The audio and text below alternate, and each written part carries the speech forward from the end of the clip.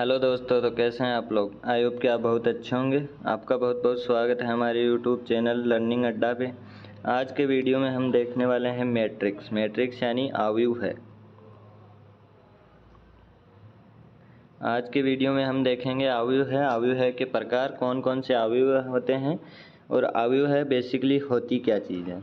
तो सबसे पहले हम देखते हैं अवयव होता है हमारा, यह अवयवों की व्यवस्था होता है जो आयताकार होता है। यानी कि हमारे पास इतनी क्या था, यह एक अवयवों की व्यवस्था होती है जो क्या होती है, आयताकार होती है। जैसे मेरे पास कोई अवयव है ए, वो कैसी होगी, A11, A12, A13, A21, A22, A23।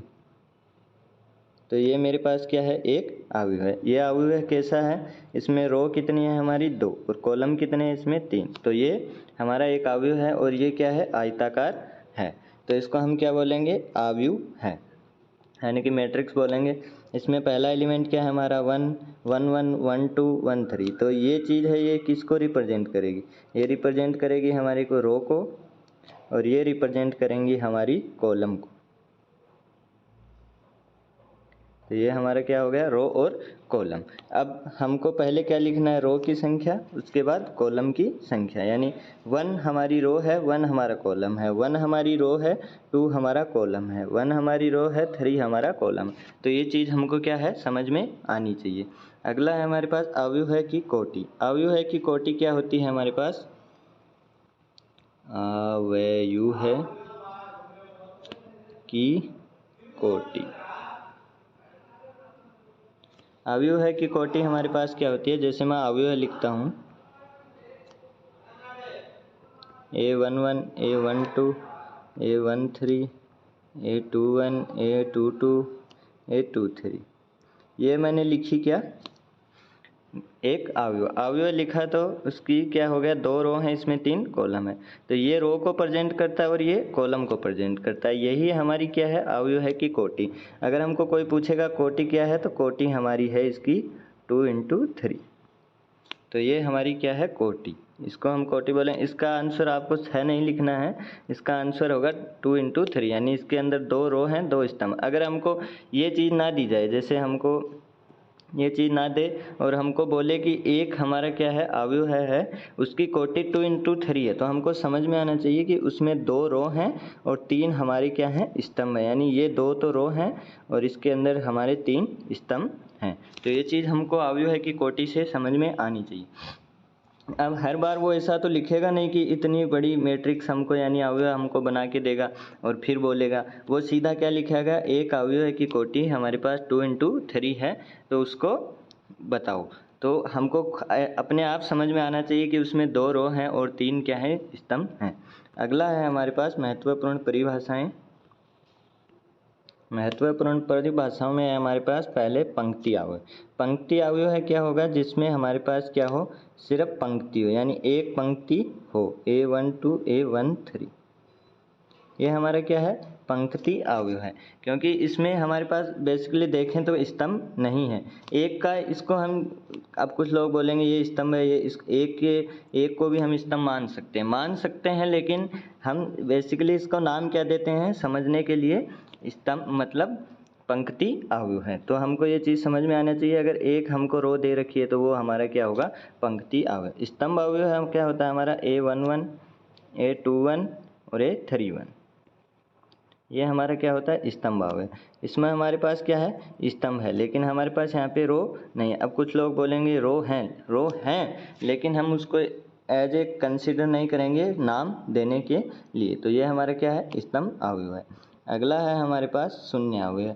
शून्य अवयव है क्या होता है, जिसमें सभी हमारे जो अवयव है के क्या होते हैं, 0 होते हैं, यानी इसके सभी एलिमेंट हमारे क्या होंगे, 0। तो ये क्या हो गया, शून्य अवयव है। क्षैतिज अवयव है हमारा क्या होता है, जैसे हमारा A11 है, A12 है, A13 है, A21 है, A22 है, A23। यानी कि जिसकी लंबाई क्या है हमारे पास ज़्यादा है, यानी कि स्तंभ की संख्या हमारे पास ज़्यादा है और रो की संख्या हमारे पास कम है। क्षैतिज अवयव और पंक्ति अवयव में फर्क इतना ही है कि यहाँ पे स्तंभ भी होंगे, तो यानी कि स्तंभों की संख्या हमारे पास ज़्यादा है और रो की संख्या क्या है, कम है।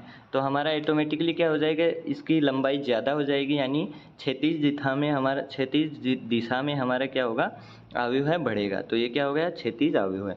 अगला है हमारे पास ऊर्ध्वाधर अवयव है। ऊर्ध्वाधर अवयव है क्या होता है, जैसे हमारे पास A11, A12, A21, A22, A31, A32, यह हमारा क्या होता है, ऊर्ध्वाधर अवयव। इसमें ज़्यादा एलिमेंट भी हो सकते हैं, लेकिन मैं अभी इतने ले रहा हूँ। तो ये हमारे पास क्या है, यहाँ पे रो 3 है और स्तंभ 2 है, यानी कि रो की संख्या ज़्यादा होगी तो हमारा क्या होगा, ऊर्ध्वाधर अवयव है, क्योंकि यहाँ पे इसकी क्या है, ऊंचाई ज़्यादा है। तो ऊंचाई यानी कि ऊर्ध्वाधर, इसकी लंबाई क्या है, ज़्यादा है, तो ये हमारा क्या हो गया, ऊर्ध्वाधर अवयव है। अगला है हमारे पास वर्ग अवयव। वर्ग अवयव हमारा क्या होता है, जिसमें हमारे पास A11, A12, A21, A22, यानी कि इसके रो और स्तंभ हमारे क्या होते हैं, दोनों इक्वल होते हैं, उसको हम क्या बोलते हैं, वर्ग अवयव। अगला है हमारे पास विकर्ण अवयव। विकर्ण अवयव हमारा होता है जिसमें विकर्ण के एलिमेंट हमारे पास क्या होते हैं, प्रेजेंट होते हैं, बाकी सब क्या होता है, जीरो होता है, यानी कि बाकी सब हमारा क्या होगा, जीरो, और जो विकर्ण के अवयव हैं वो हमारे पास क्या होंगे, प्रेजेंट होंगे। इकाई अवयव है क्या होगा हमारा, विकर्ण के अवयव है क्या होंगे, एक एक होंगे, बाकी सब क्या होगा हमारे पास, जीरो होगा। तो ये विकर्ण हमारा क्या होगा, इकाई अवयव। अब इसका हम अगर वैल्यू निकालेंगे तो हमारे पास क्या आएगा, एक, इसको हम बोलेंगे इकाई अवयव। अब हमको इतना बड़ा अगला नहीं बना के देगा, हमको सीधा बोलेगा कोई अवयव है वो इकाई अवयव है। तो हमको समझना है कि हमारा विकिरणों के जो हैं वो एक एक होंगे, विकिरण के एलिमेंट एक एक होंगे। अब है अवयव है का बीजगणित। अवयव के बीजगणित हमारा सबसे इम्पोर्टेंट टॉपिक है।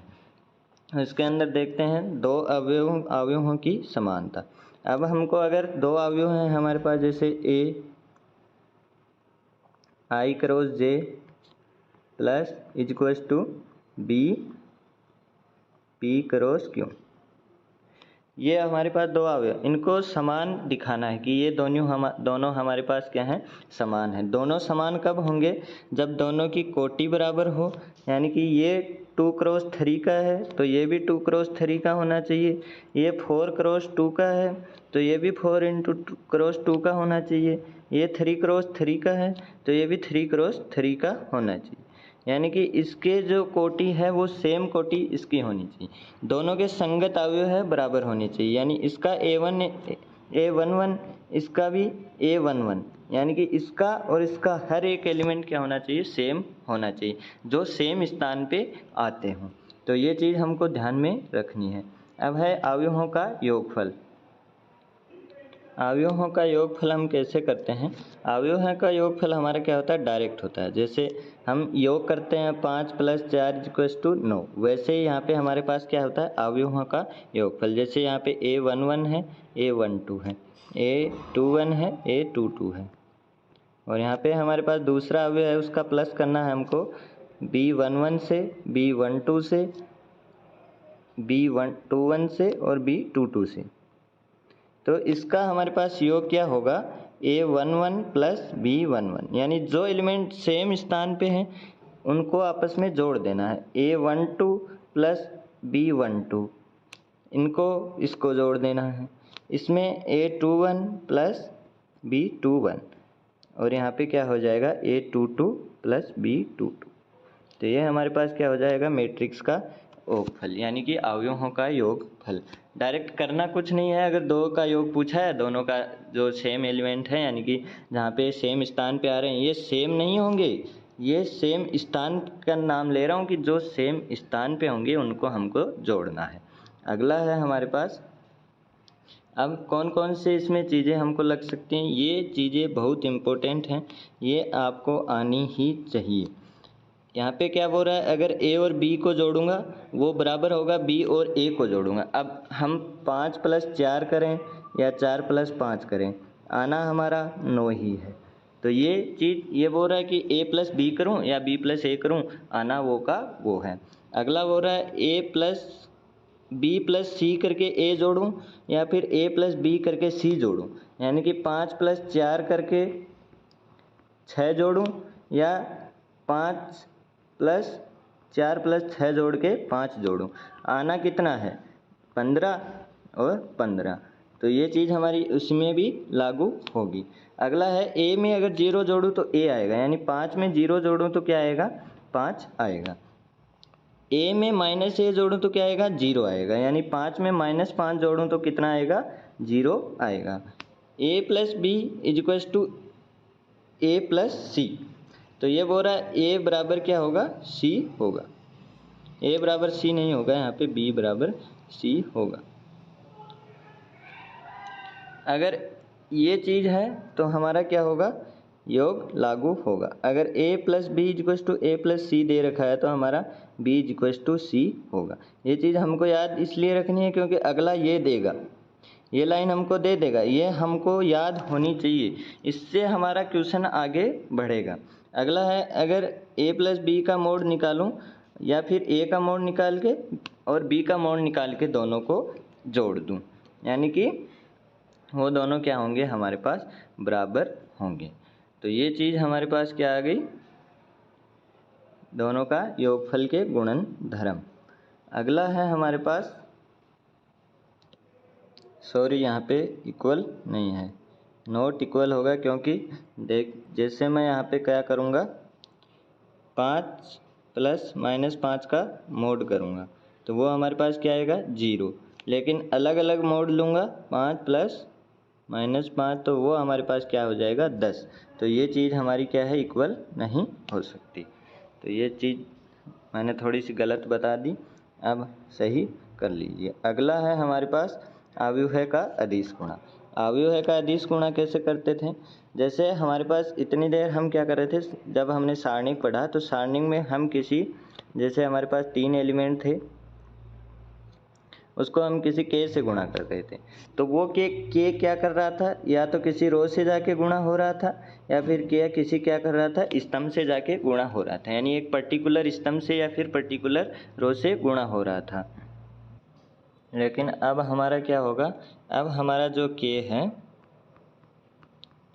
वो हमारा हर एक एलिमेंट से गुणा होगा, यानी कि इससे भी गुणा होगा, के इससे भी गुणा होगा, के इससे भी गुणा होगा, के इससे भी गुणा होगा, के इससे भी गुणा होगा और के इससे भी गुणा होगा, यानी हर एक एलिमेंट से हमारा क्या होगा के गुणा होगा। इसलिए इसको क्या बोलते हैं अदिश गुणा, यानी कि मैं किसी मैट्रिक्स को 5 से गुणा करूँगा तो उसका हर एक एलिमेंट क्या होगा 5 से गुणा हो जाएगा। तो ये हमारा क्या हो गया अव्यय का अदिश गुणा। जैसे मैं एग्जाम्पल लूँ, मेरे पास एक अवयव है 3, 4, 5 और 2, इसको मैं गुणा करूं, ये मेरे पास ए है। अब बोला 5 ए निकालो, 5 ए कैसे निकलेगा, 5 तिये 15, 5 चौके 20, 5 25, 5 दूनी 10, तो ये क्या हो गया 5 ए मैट्रिक्स, यानी डायरेक्ट इसका गुणा हो जाएगा। लेकिन हमारा जो सारणिक था उसमें क्या हो रहा था, जो वो है वो या तो एक स्तंभ से गुणा हो रहा था या फिर एक जो हमारा रो से गुणा हो रहा था। तो ये चीज़ हमको ध्यान रखनी है, डिफरेंस आना चाहिए। अब है इसके अंदर के ए प्लस के बी इक्वल्स टू के ए प्लस बी, यानी कि बोल रहा है अगर मेरे पास के ए है प्लस के बी है, ये हमको दिया हुआ है। अब इसको हम कैसे लिखेंगे, के को मैं कॉमन ले लूँगा ए प्लस बी, ऐसे हम इसको लिख सकते हैं। अगला है के वन ए प्लस के टू ए इक्वल्स टू के वन प्लस के टू ए, यानी के वन ए प्लस के टू ए, तो ये चीज़ और ये चीज़ सेम है, यानी कि ए को कॉमन ले लूँगा के वन प्लस के टू। अब है हमारे पास ट्रेस। ट्रेस क्या चीज़ होती है, ट्रेस होता है हमारे पास, अलग से बता देता हूँ। ट्रेस होता है हमारे पास कोई भी जैसे अवयव है A11, A12, A13, A21, A22, A23, A31, A32, A33, हमको मैट्रिक्स दे दिया और बोल दिया इसका ट्रेस निकालो। ट्रेस हमारे पास क्या होगा, इसके विकर्ण का जो एलिमेंट हैं उनका योग, यानी कि A11 plus A12 22 plus A33, यानी कि इनका योग हमारे पास क्या होगा, ट्रेस होगा। अब कुछ लोग इससे इधर वाले से लेने लग जाएंगे, ये चीज़ गलत है, इसको हमको लेना नहीं है। सिर्फ हमारा ये जो विकिरण है वही विकिरण मान्य होगा। इसका योग हमारे पास कितना आएगा, ट्रेस ए। अगर ट्रेस ए लिखा हुआ है और ट्रेस ए पूछा है तो हमको इसके विकिरण का योग सिंपली कर देना है। तो ये हमारे पास क्या है, ट्रेस के ए इक्वल्स टू के ट्रेस ए, यानी के को बाहर निकाल सकता हूँ और फिर ट्रेस ए कर सकता हूँ। अगला है के ए का मोड इक्वल्स टू के की पावर एन ए का मोड। अब आगे हम देखते हैं दो अवयव का गुणन। ये अच्छी चीज़ है, इसको हम अगले वीडियो में करेंगे, काफ़ी बार पूछी भी जाती है। तो तब तक के लिए थैंक यू, धन्यवाद। अगर वीडियो अच्छी लगी हुई हो तो वीडियो को लाइक करें, चैनल को सब्सक्राइब करें। धन्यवाद।